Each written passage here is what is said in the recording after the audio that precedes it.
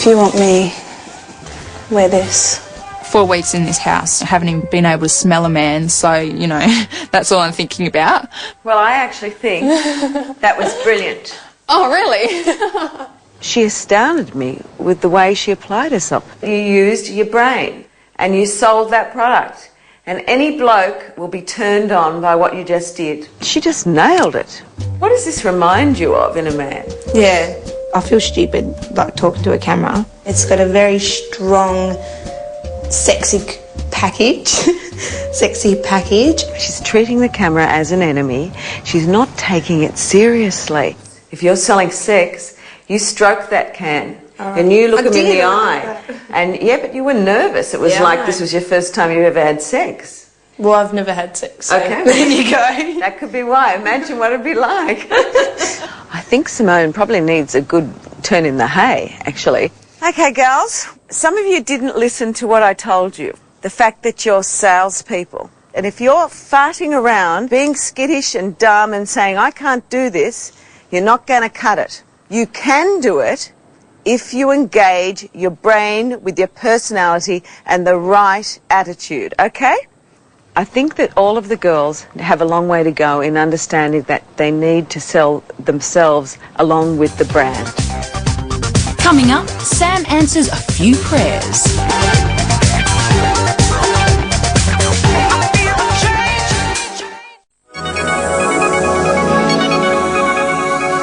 I haven't seen like hardly any black fellas over here, eh? Yeah, we've seen transsexual hookers. You don't see that in Perth, eh? I haven't even seen a real hooker, let alone a transvestite hooker.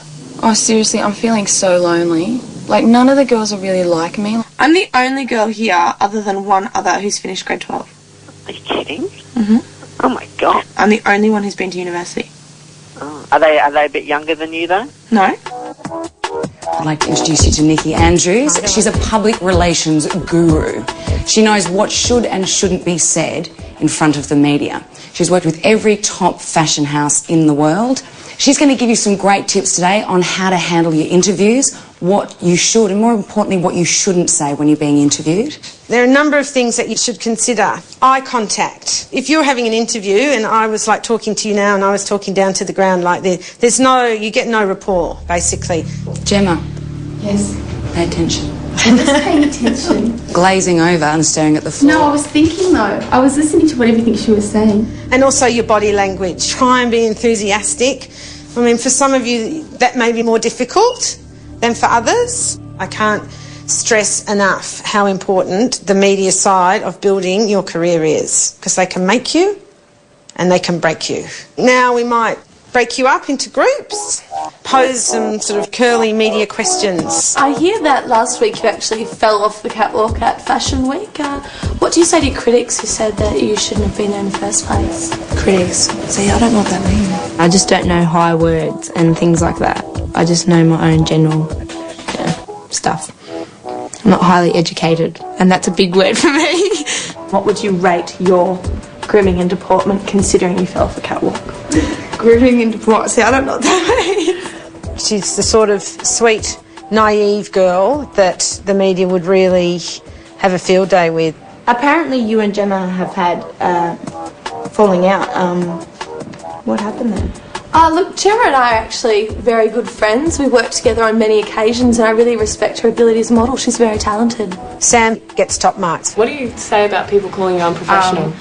Yes, I was out the night before my shoot. Got to stop saying because they're going to think that you're trying to think of things all the time. No, it's important because they're going to think she's covering up here, you know. What makes you think you can win Australia's Next Top Model? One, I'm about a foot taller than anyone in here, and I'm going to go all the way to the top, you know, with this show or not, but I'm pretty sure I'll get up there. Quite a good answer, I'm really. Not good at being arrogant. No, but you do have to be arrogant. I mean, it's something, you know, it's something that you're going to, I mean, it's a competition. So, Gemma, how would you respond to accusations that you are too fat? So are you saying that I'm fat? Yeah, she's the media. She's asking you a question. So we're doing media training, so that's the sort of question that the media might ask. I have no idea. You don't think that, do you? No. Yeah, so then you say, I don't think that. I don't think I am. Maybe give it a bit more sort of meaning and a smile, like laugh it off as a different way of approaching it. Gemma, check your body language for a start, babe.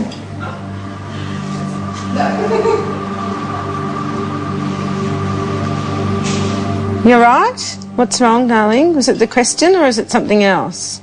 She woke up in a funny mood this morning. Like she was like really weird. Like she was really down.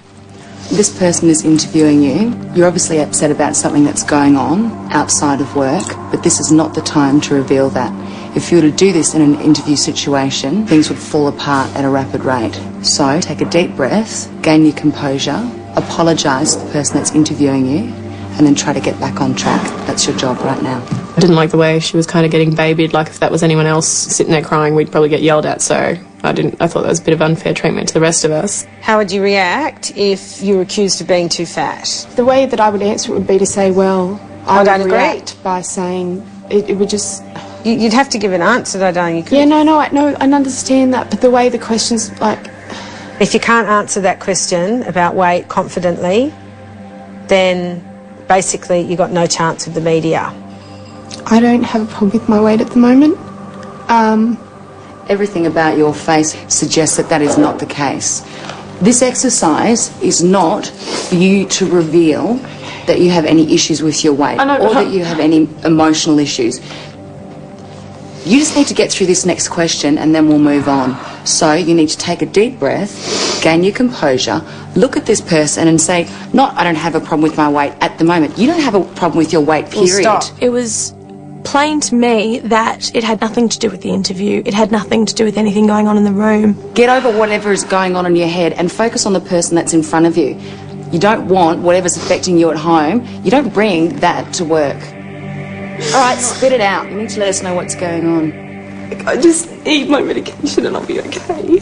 Apparently Gemma takes like all this medication and things like that, like antidepressants or something. I don't know. I've never seen her take them. She is quite moody, like she's up and down sort of thing, but nothing dramatic. Like I haven't seen anything dramatic until today. Because I sort of read out yesterday and could only have like 2/3 of the dose and now I'm just feeling... We need to sort that out pronto. I definitely didn't know about this previously. I do know how to help a person who was in that situation. Once we actually moved into the room, I kind of worked on angles of distraction and breathing and counting and things like that. And, you know, within 5 or so minutes, she was fine again. Everyone has a derailment once in a while. It's just whether or not you get up and keep walking. It explains to me a lot of her behaviour, a lot of her comments. You have been on top of this. In a situation where half the people in this house haven't been ill and haven't... And I think I definitely would have, you know, conducted myself in a different way had I kind of understood where she was coming from a little bit more. We should have organised the meds earlier, bottom line. Yep.